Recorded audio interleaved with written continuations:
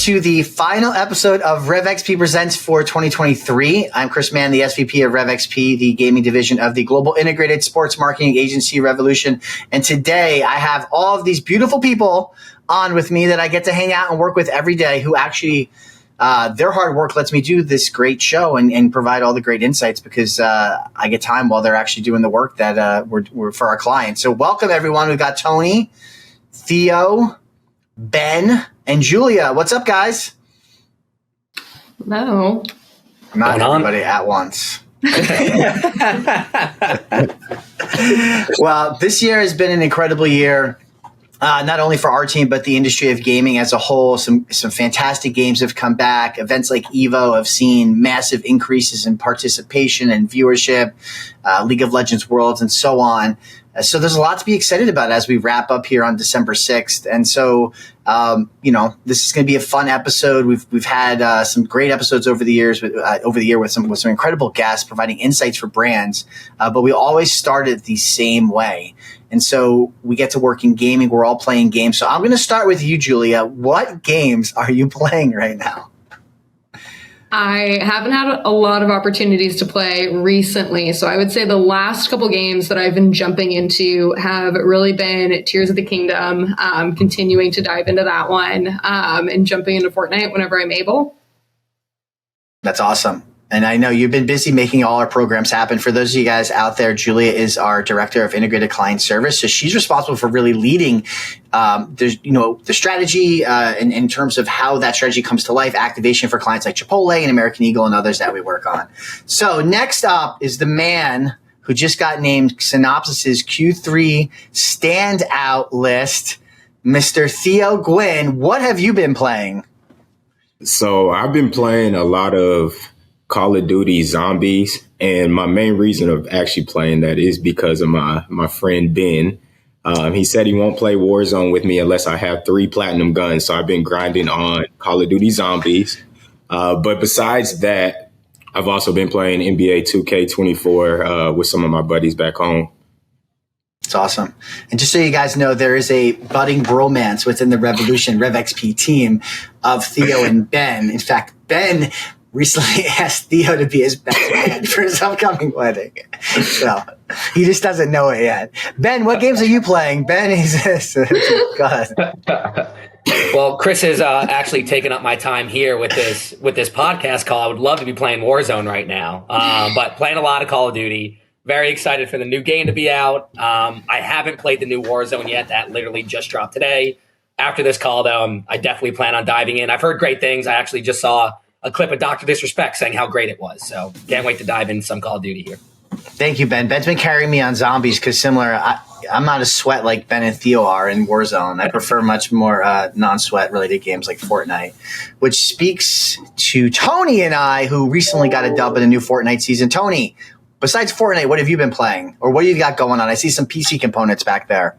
Yeah, building a new PC, hoping to get some better frame rates, get a little more competitive in some of the titles. But this year I've been playing Apex. Apex has been, I think, a great game, one of the best balanced battle royales out there. And Rainbow Six Siege. I think that title is just, wait, what? When? Yeah, it's exciting. No, I've been playing with Thomas. That one's always a fun one. I think it's a little too hard for Call of Duty players or maybe Fortnite players, but those of us out here who are real gamers can appreciate a real title.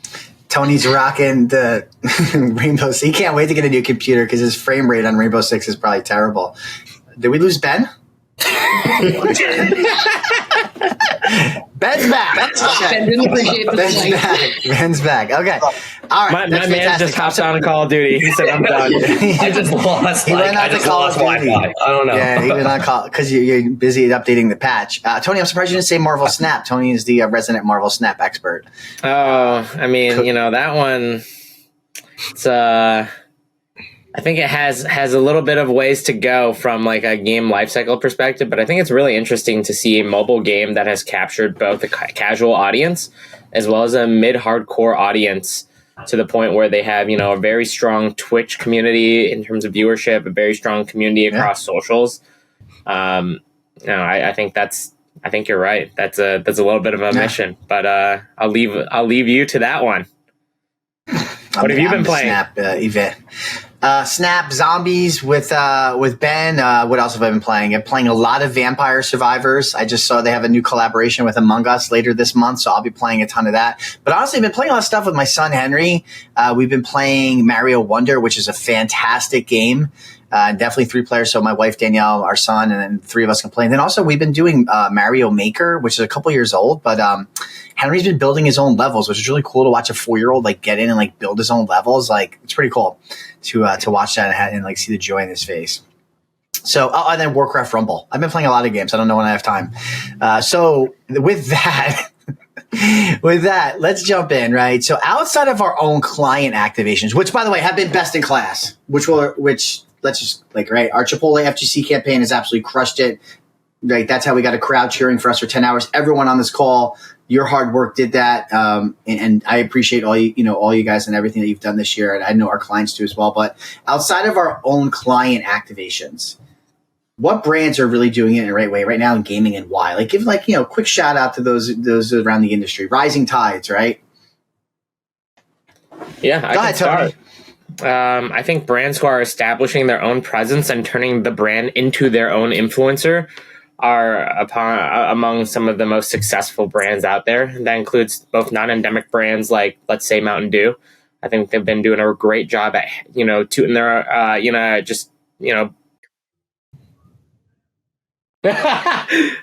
think they've been doing a good job at just promoting themselves across socials in collaboration with the programs that they've been doing. And, a new one very close to us, Starforge Systems. They've been finding the top talents that they can work with and really establishing themselves as a voice, an influencer, and using their talent IP very, very, successessly. Cool. That's a good call out. Yeah, Mountain Dew, the PepsiCo brands have done a great job this year, especially with their new promotion with Xbox.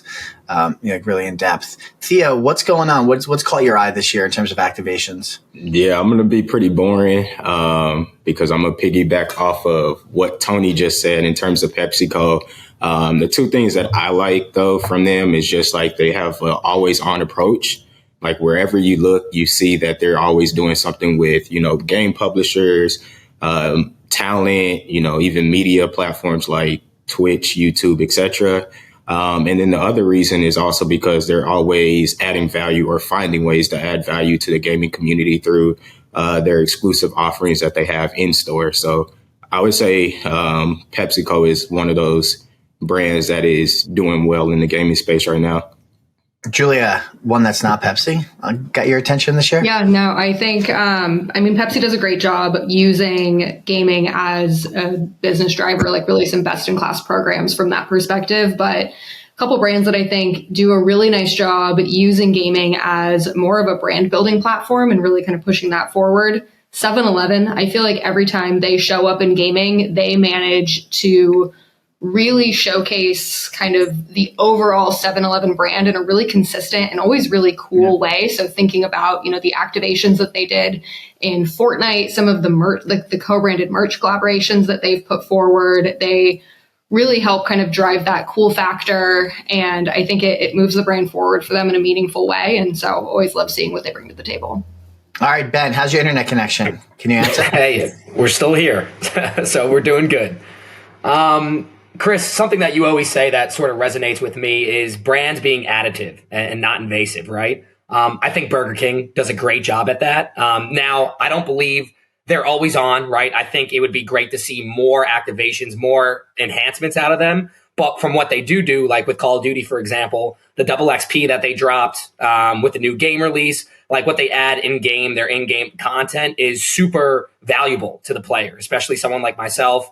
Like getting a ghillie skin, for example, super helpful for my gameplay style, right, in game. So the content that they're giving you that is in game, again, is super valuable to the player. It's not just a skin package, for example. Yeah, some ones that I had, and those are all fantastic examples. And some that I had on my radar this year, Diablo 4 with KFC, really cool activation. They struck gold with the unfortunate weather incident in New York in the summer where the sky turned red, and that was some really interesting content and photos coming out of that one. But it was. I think they did a really good job in activating. Was it Temptations, the cat brand, with their activation with Misfits? I know Julia was really excited about that. Was that the right brand? Yeah, it was Temptation. Yeah, that's cool. Like I don't have a cat. I don't like cats. Like I would never even known that brand existed until they did something with Misfits. So shout out to Nicole and Justin and the Misfits team. That's a really cool one that they did. So it's unique. It's a new category that's opening up in the gaming space. And so anytime there's new categories that get opened up, anytime there's new opportunities for brands to come into the space and engage with the gaming community, I think is really cool. So next up, we talked a little bit about like clients and brands that are doing it right. But let's just talk about things that are cool. Like, right. Like, Chipotle CMO Chris Brandt's always asking us like, what's cool? What's cool in gaming? And so, we're always like that, part of our jobs, like gaming moves at the speed of culture. Gamers are cool. Gamers are trendsetters. Gamers drive culture, whether it be on a micro or macro level. And so with that, like what's something cool you guys saw either online at an event in a game this year? Ben, I'll start with you. Well, obviously Evo, right? You can't not speak about the Chipotle integration and how awesome Evo was for not only the brand, but as a viewer of the event. Incredible to be at. But something that really stood out to me in the gaming space, I guess the content creation space as a whole this year, and it's cool, maybe not a good thing, but what happened with Kai Cenat in Union Park, right? If that doesn't exemplify like how powerful influencer content creator marketing can actually be for a brand, like I don't know what does, right? If you don't know what I'm talking about, Kai Cenat said he was going to give away PS5s in Manhattan in Union Park, created basically a riot where police had to get involved. Again, not a great situation, but just showing the power of his community and influencer marketing. So I thought that was awesome. It's a good one. Yeah. I mean, certainly that one showed the power of gaming with culture, especially creators. And, the result of the event probably wasn't what Kai wanted, but, I think, he probably underestimated his reach. He probably thought of maybe a couple hundred people as opposed to the entire park getting full, which was actually really interesting to see. Tony, what about you? What was something cool? I mean, Tony's been everywhere. Tony was at PAX East. Tony was in South Korea for Worlds. He was in Japan just by himself playing Marvel Snap on the side of a mountain. What was the coolest thing you got to do this year, Tony? What were things you got to see? Yeah, I mean, League of Legends Worlds for sure. Worlds in Korea, watching Faker win his fourth World Championship, becoming the winningest player and probably establishing himself as the greatest esports player of all time. That was pretty awesome. Outside of that, definitely Evo. I think the energy of the fighting game crowd is something that's difficult to find in other segments of the gaming industry, and the way the community has just kind of come together at that event to support each other is great to see. Awesome. Julia, next up.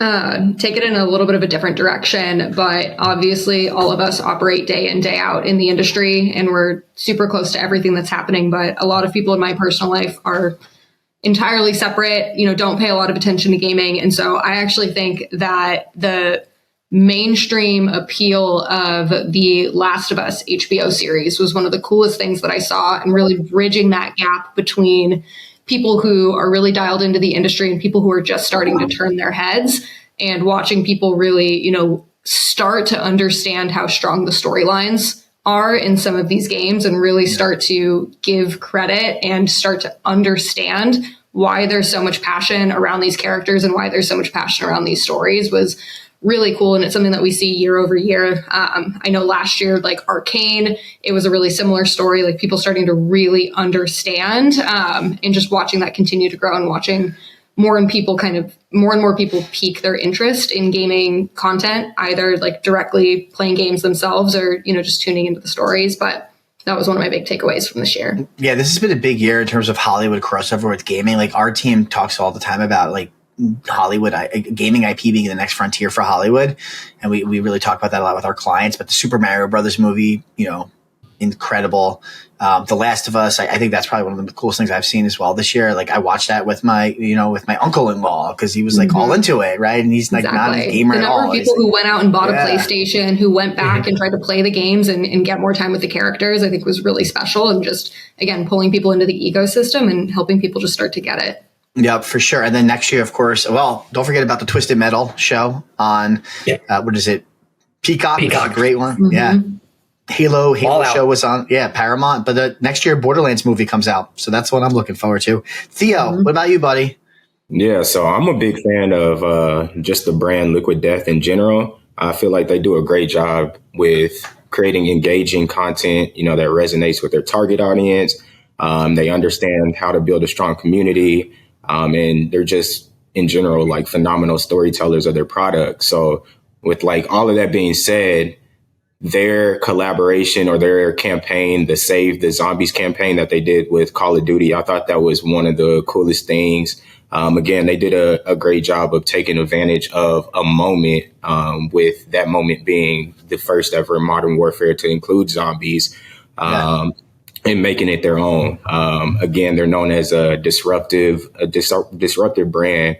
And I thought they cleverly showcased that through their campaign. So I would say that was one of the coolest things. And then also the Kick and Alfa Romeo F1 car. I thought that was cool. Obviously, Kick did a lot of promoting this year in trying to take over, the battle between Twitch and Kick. But the fact that they did that car design and had it race around the track, and then it was on, you can actually play with the car in the video game as well. I thought that was really cool. So definitely Kick and Liquid Deaths. Yeah, there's a lot of crossover with F1 and gaming. I don't think people realize it, especially F1 drivers like Max Verstappen, who obviously dominated this year, but like being one of the best sim racing drivers, Orlando owning, an esports team in Quadrant. So there's a lot of really interesting crossover there. And so hopefully we'll continue to see that grow. And obviously the F1 space is one that we're familiar with Chipotle being part of, a partner of Haas. I'd say the coolest things that I've seen this year, I'm going to be a little sentimental. I think there's a few from my perspective. One, seeing Tony get all dressed up and get his custom suit and his big cheese smile when he took home the Tempest watch list over in Vegas in November was really cool. Good, really cool moment. But also just seeing all you guys, just how everyone came together throughout the year and how hard everybody works and how passionate everybody is. There's definitely highs and lows and peaks and valleys in terms of what we do. And, but I love what we do, and it's always like, there's stress. It's a job, but I think the coolest thing is like watching you guys like continue to grow is really awesome, and the hard work you all put in throughout the year. Of course, the bromance in Vegas that was blossomed between Theo and Ben, ordering the same food at Evo every time was really cool to watch. And I know Julie and I really appreciated that budding romance that's happening, bromance that's happening.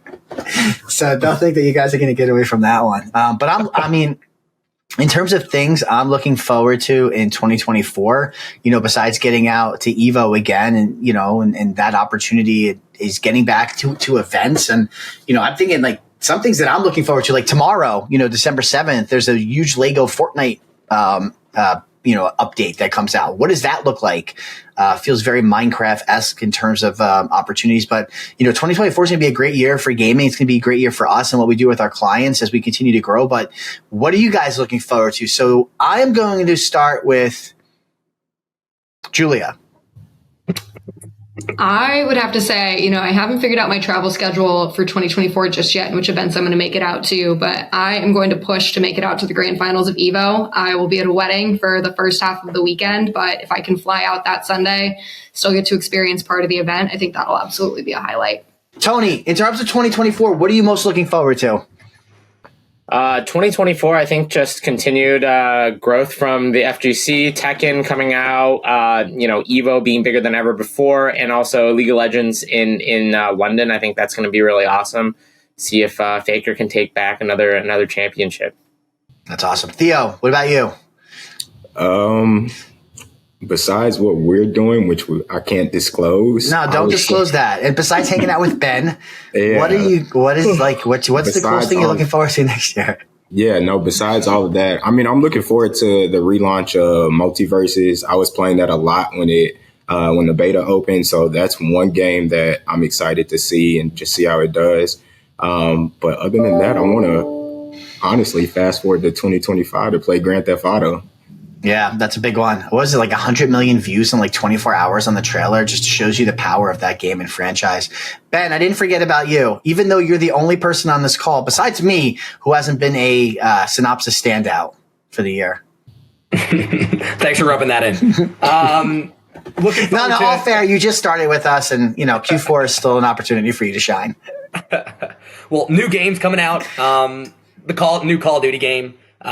With the Call of Duty endowment being one of our clients this year, we get to do some cool things. Hopefully that get to show up in game. So looking forward to that coming out. As well as hopefully through that relationship, we get to attend Call of Duty Next. I've watched that event almost every year now for like the last 3-4 years that they've hosted it. So it'd be awesome to be able to obviously attend that in person. And then of course, Evo, is going to be incredible. That was like one of my all-time favorite events I've ever attended. I've been to a number of esports awards, TwitchCons, a few Call of Duty majors, Overwatch finals, and Evo absolutely blew all of those out of the water. So can't wait to see how much bigger and better Evo gets next year. Yeah, that's really cool. I mean, obviously, the consistency of Evo, I think we all experienced that. And I think the big thing with Evo is not only is it a great program for all of us and for our client, but also our team getting together. So I think what do I look forward to next year? Like getting to play games with you guys and, getting out to events and hanging out at, even where we're in Chicago when we're meeting, there's always a lot of energy. Of course, I'm looking forward to taking home or defending my crown in Revolution's fighting game event after dominating everyone in Street Fighter 6. I look forward to taking home the Tekken 8 crown, or whatever big game is 2024 has on the horizon. So I know you guys have been practicing. As we wrap this up and a great 2023, parting takeaways for brand marketers out there looking to get into gaming, to better their partnerships within gaming, key insights, takeaways, something that they should keep in mind. Theo, let's start with you. Yeah, I think mine's is going to be similar to something that I spoke about earlier. It's something that you always tell us, and it's adding value. Like at the end of the day, if you're a brand getting into the gaming space, like you need to find ways to add value. And I guess this doesn't even go just for brand marketers. This just goes with life in general, just like finding ways to add value to what you're doing and what you're working on. Julia, what do you think? I would say go where the passion is. I think a conversation that we have a lot in, new business discussions is brands really want to go to the parts of gaming that they're familiar with and that they know, which a lot of times is, more casual titles. And I think it's be willing to take that dive and really go where you have, again, just like all of that passion. I think that the FGC program this year really speaks for itself in terms of what can happen when you lean into an underserved community and when you show up in an area where people really care and where gaming is more than a pastime and it's really, again, a passion point. And just being willing to kind of take those leaps and I think, enter those white spaces. Ben?